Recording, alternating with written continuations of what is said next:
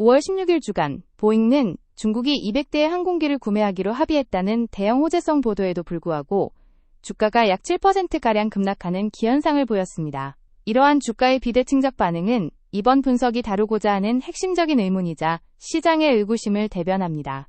당시 시장의 지배적인 컨센서스는 비교적 단순하고 명쾌했습니다.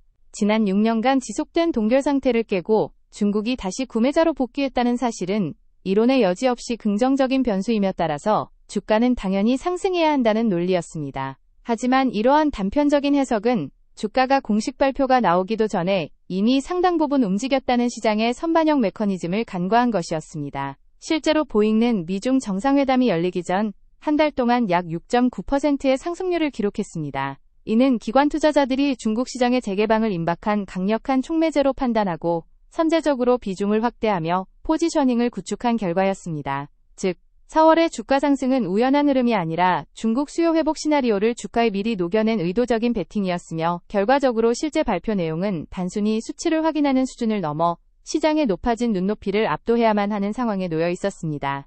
정상회담을 앞두고 월가 내부에서 공유되던 추정치는 약 500대 수준이었습니다. 그러나 트럼프 전 대통령이 실제로 발표한 숫자는 200대에 그쳤으며 중국이 초기 인도 물량에 만족할 경우 향후 750대까지 확장할 수 있다는 조건부 옵션이 덧붙여졌습니다.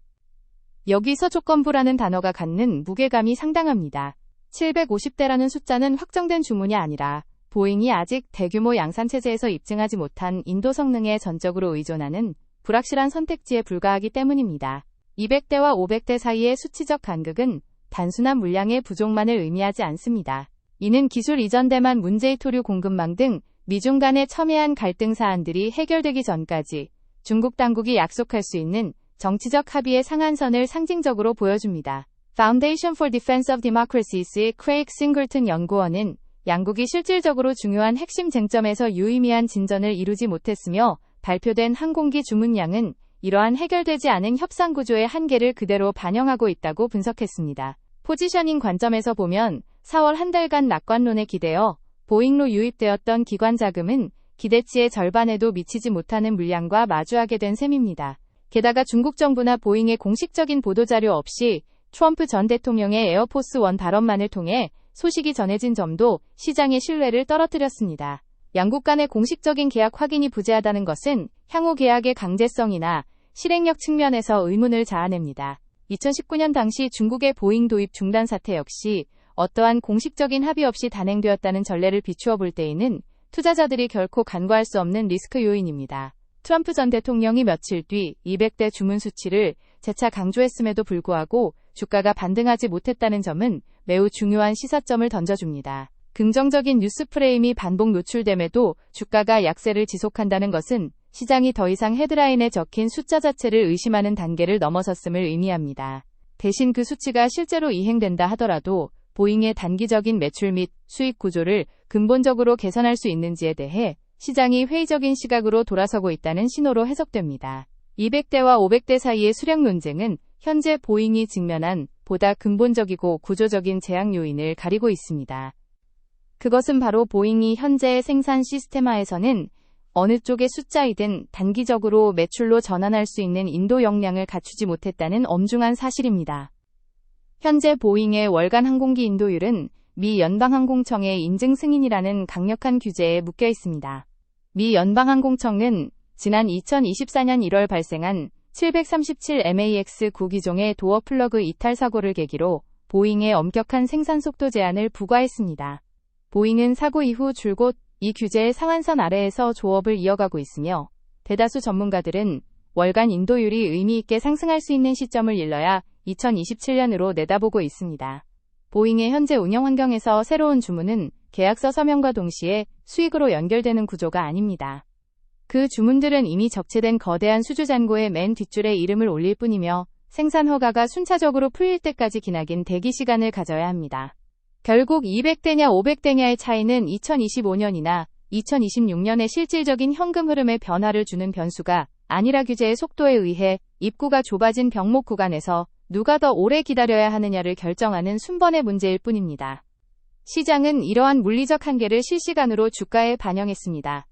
중국의 대규모 주문이 실제 항공기 인도를 앞당길 수 없는 이유는 공급망의 병목 현상이 중국 측의 수요 부족 때문이 아니라미 연방항공청의 안전 인증 및 생산 승인 지연이라는 내부적 요인에 기인하기 때문입니다. 이러한 병목 현상은 중국이 주문하는 기종의 수량이 아무리 많더라도 독자적으로 해결할 수 없는 보잉 자체의 리스크입니다. 이러한 상황에서 나온 CT의 낙관적인 전망은 펀더멘털에 대한 분석이라기보다는 투자자들의 포지션 압박 지표로서 주목할 필요가 있습니다. CT는 보잉의 신임 CEO 켈리 올트버그 체제 아래에서 인증 타임라인이 점진적으로 개선될 것이며 2027년까지는 인도율이 가파른 우상향 곡선을 그릴 것이라는 논리로 목표 주가를 $260로 상향 조정했습니다. 특히 주가 급락 직후에 발표된 이 보고서는 기관 투자자들 사이에서 과매도에 대한 인식이 형성되기 시작했음을 알리는 심리적 지표로 작용합니다. 이는 시장의 비관적 반응이 지나치다는 논리를 유포함으로써 대기 매수세의 진입 명분을 만들어주는 전형적인 셀사이드의 움직임이라 할 수 있습니다.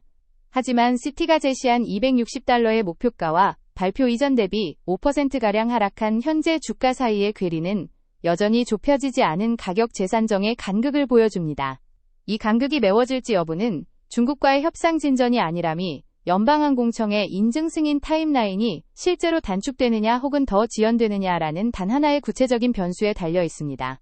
이 트리거는 정치적 타임라인에 쫓기지 않는 미 연방항공청의 독립적인 안전점검 및 생산 허가 프로세스 내에 존재하며 이는 보잉이 통제할 수 없는 영역이기도 합니다. 한편 보잉은 같은 주에 독일, 한국, 스페인 등으로부터 총 $6억 4,800만 달러 규모의 방산 계약을 따내며 나름의 성과를 거두었습니다. 방산 부문의 매출은 미 연방항공청의 상업용 항공기 인도 승인 절차를 거치지 않아도 되기 때문에 즉각적인 현금 흐름 창출이 가능하다는 장점이 있습니다. 그러나 이러한 방산 부문의 성과는 보잉의 기업 가치를 결정짓는 핵심인 상업용 항공기 부문의 회복 시점이 2027년 이후로 밀려나 있다는 근본적인 구조적 회의론을 상쇄하기에는 역부족으로 평가됩니다. 중국 항공시장의 개방이라는 동일한 재료를 두고 시장 참여자들의 자금 흐름은 극명하게 엇갈리고 있습니다. 특히 보잉과 GE 에로스페이스 사이에서 나타나는 주가 흐름의 이격은 현재 기관 투자자들이 어디로 포지션을 이동시키고 있는지를 명확하게 보여줍니다. 보잉이 중국에 인도하는 모든 상업용 항공기에는 예외 없이 GE 에로스페이스 엔진이 장착됩니다. 이러한 서플라이 체인의 상류 지위 덕분에 GE 에로스페이스는 보잉이 겪고 있는 인도 지연이나 인증 리스크를 직접적으로 떠안지 않으면서 도중국의 항공 수요 회복이라는 거시적인 성장 엔진에 올라탈 수 있는 독보적인 구조를 가지고 있습니다. GE 에로스페이스는 이미 항공 엔진 부문에서 강력한 이익을 창출하고 있으며 특히 기존에 판매된 엔진의 유지 보수를 담당하는 애프터마켓 서비스 매출은 신규 항공기 인도 실적에 목매야 하는 보잉의 상업용 부문과는 달리 훨씬 안정적이고 독립적인 수익 구조를 보장합니다. 두 기업의 주가 반응 차이는 이러한 구조적 차이를 여실히 증명합니다. 중국 주문 소식이 전해진 주간에 보잉가 7% 하락하며 고전하는 동안 GE 에로스페이스는 상대적으로 견조한 흐름을 보이며 매도 압력을 효과적으로 방어해냈습니다. 이는 영리한 기관 투자자들이 보잉의 주문 실적 전환 리스크와 GE 에로스페이스의 엔진 수요 노출 이익을 엄격히 구분하고 있음을 시사합니다. 즉 투자자들이 보잉에 대한 비중을 줄이는 대신 GE 에로스페이스로 자금을 옮기거나 유지하는 방식으로 리스크는 피하고 수혜는 챙기는 전략을 취하고 있다는 분석이 가능합니다. 투자자들의 진입 시점 차이에서 발생하는 비대칭성 또한 주목해야 합니다. 지난 4월 중국 낙관론에 베팅하며 보잉로 유입되었던 자금은 이미 가격의 호재를 선반영한 상태였기 애기대치에 못 미치는 결과가 나오자마자 가파른 되돌림 현상을 겪어야 했습니다. 반면 GE 에로스페이스 보유자들은 보잉만큼 공격적인 선반영 포지션을 구축하지 않았기 때문에 발표 이후의 차익 실현 욕구나 실망 매물로부터 상대적으로 자유로울 수 있었습니다. 결국 중국 항공 테마에 누가 더 먼저 더 깊게 발을 담갔느냐가 이번 발표 직후의 손실 노출 정도를 결정짓는 핵심 변수가 되었습니다. 보잉이 막대한 재무적 압박과 규제 당국의 감시 속에 신음하는 사이에도 GE 에로스페이스가 놀라운 실적 행진을 이어가는 모습은 이러한 실적의 디커플링을 확증합니다. 이미 하늘을 날고 있는 수많은 기단의 엔진을 관리하며 현금을 벌어들이는 GE 에로스페이스와 달리 보잉의 중국 주문은 규제의 문턱을 넘기 전까지는 장부상의 숫자로만 존재하는 미래의 약속일 뿐입니다. 결국 우리가 주목해야 할 변수는 중국의 주문량이 향후 750대로 늘어날 것인가 하는 시나리오가 아닙니다. 그보다는 보잉의 월간 생산량을 정상화할 수 있는 미 연방항공청의 인증 승인이 과연 2027년 이전에 현실화될 수 있느냐에 모든 초점이 맞춰져야 합니다. 오직 그 승인만이 보잉의 수주 잔고를 실제 현금으로 바꿔놓음으로써 GE 에로스페이스와의 수익성 격차를 좁힐 수 있는 유일한 열쇠이기 때문입니다. 그 전까지 중국 리오프닝의 진정한 승자는 보잉의 장부보다는 GE 에로스페이스의 손익계산서에서 더 먼저 찾아볼 수 있을 것입니다. 에어포스원에서 트럼프 전 대통령이 발표한 200대라는 숫자는 이 사건의 결말이 아니라 보잉이라는 기업이 처한 현실적 제약이 얼마나 견고한지를 다시 한번 일깨워주는 이정표에 불과합니다.